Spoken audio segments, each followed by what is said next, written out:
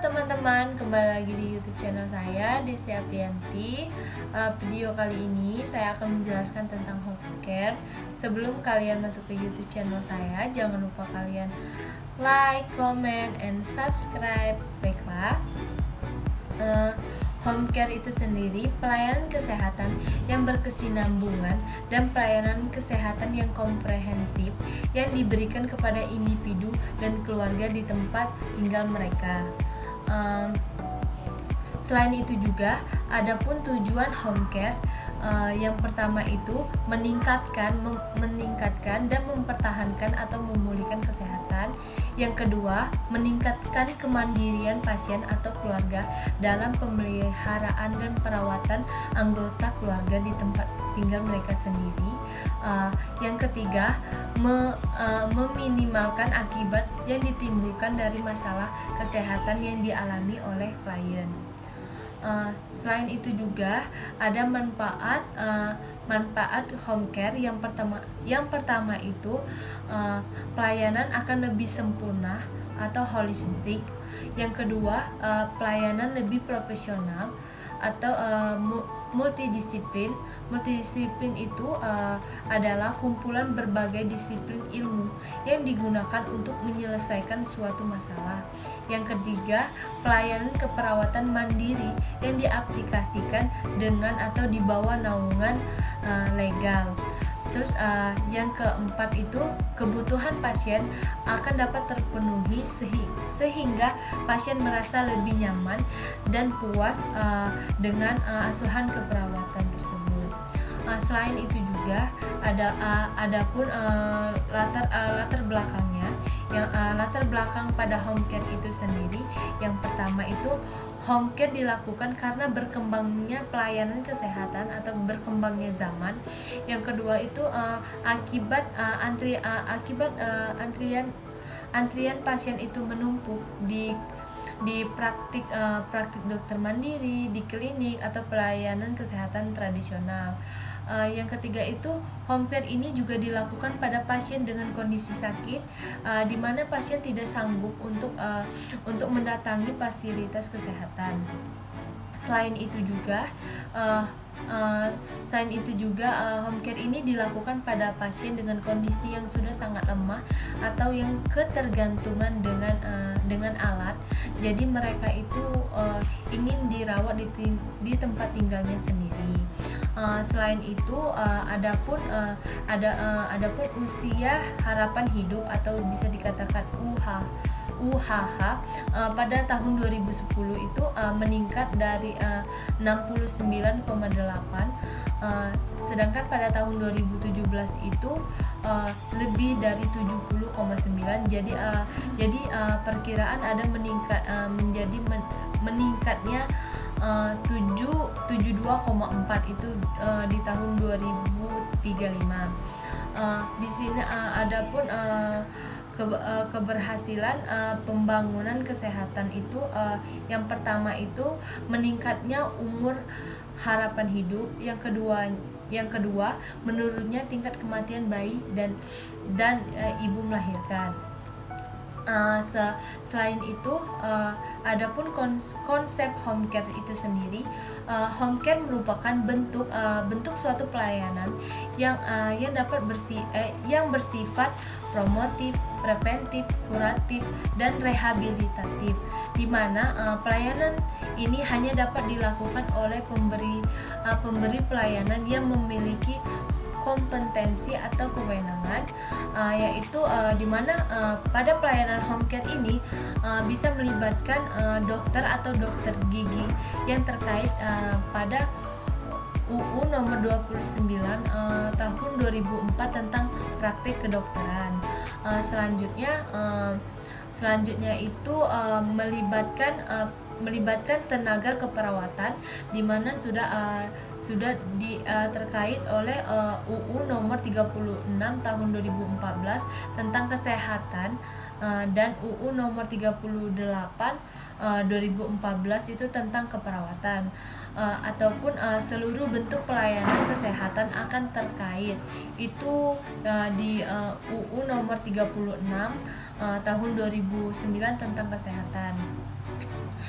Di sini ada pun perbedaan antara home care dan health care, di mana home care ini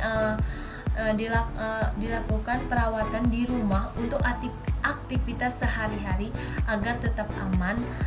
Terus yang kedua, home care ini juga dilakukan pada lansia dengan penyakit kronis, disabilitas, dan pemulihan pasca bedah. Pada home care ini sering disebut sebagai perawatan perorangan atau custodial care, di mana pelakunya itu caregiver. Caregiver itu adalah seorang yang memiliki profesi atau melayani atau merawat orang tua yang sedang sakit. Pelayanannya itu seperti yang pertama itu kebutuhan fisik, yaitu aktivitas mulai dari bangun tidur sampai tidur lagi. Terus yang kedua itu kebutuhan medis seperti minum obat, sedangkan yang ketiga itu kebutuhan spiritual seperti berdoa. Selanjutnya itu sedangkan pada home healthcare itu pelayanan kesehatan yang diberikan di mana dari rumah sakit terus dilanjutkan pengobatannya di rumah sendiri. Nah, terus home healthcare ini merupakan transisi dari rumah sakit atau rehabilitas ke perawatan di rumah yang bertujuan untuk membantu atau memulihkan pasien dalam belajar mandiri sesuai kemampuannya. Pada tenaga kesehatannya itu ada dokter, perawat atau terapis yang mempunyai izin praktik. Selain itu adapun pelayanan home care. Pelayanan home care ini yang pertama itu pasien atau klien yang memperoleh pelayanan keperawatan di rumah bisa karena rujukan atau klinik rawat jalan atau unit rawat inap atau maupun puskesmas. Terus selanjutnya itu klien dapat langsung menghubungi agen pelayanan keperawatan di rumah atau praktek perorangan untuk memperoleh pelayanan.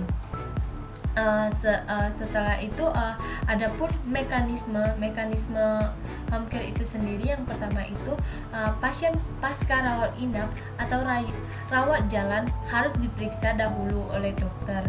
Kenapa? Untuk menentukan apakah secara medis pasien itu layak untuk dirawat di rumah atau tidak. Terus selanjutnya dokter dapat menetapkan bahwa klien layak dirawat di rumah, di mana kita harus melakukan pengkajian atau pengelolaan perawatan kesehatan di rumah. Kemudian klien dan keluarga menentukan masalah dan membuat perencanaan dan keputusan mengenai pelayanan apa yang akan diterima oleh pasien itu sendiri. Selain itu yang ketiga itu kliennya akan menerima pelayanan dari pelaksanaan pelayanan keperawatan di rumah. Terus secara periodik atau koordinator khusus akan melakukan monitoring dan evaluasi terhadap pelayanan yang diberikan, apakah sudah sesuai kesepakatan atau tidak. Setelah itu adapun persyaratan pada klien home care itu sendiri, yang pertama itu harus mempunyai keluarga atau pihak lain yang bertanggung jawab, atau bisa dikatakan untuk mendampingi klien dalam berinteraksi dengan pengelolaan tersebut.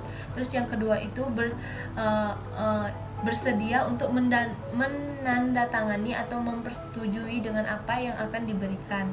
Terus yang ketiga itu bersedia melakukan perjanjian kerja dengan pengelolaan perawatan kesehatan yang memenuhi kewajiban di rumah. Terus selanjutnya itu Adapun kendalanya itu yang pertama itu belum adanya pedoman tentang home care di rumah sakit. Terus yang kedua itu pembiayaan home care ini tidak dijamin oleh JKN. Yang ketiga itu bermunculan aplikasi-aplikasi berbasis online dan dikembangkan oleh luar negeri. Selain itu mungkin itu saja penjelasan yang bisa saya sharingkan tentang home care. Tunggu YouTube saya selanjutnya. Oke, terima kasih.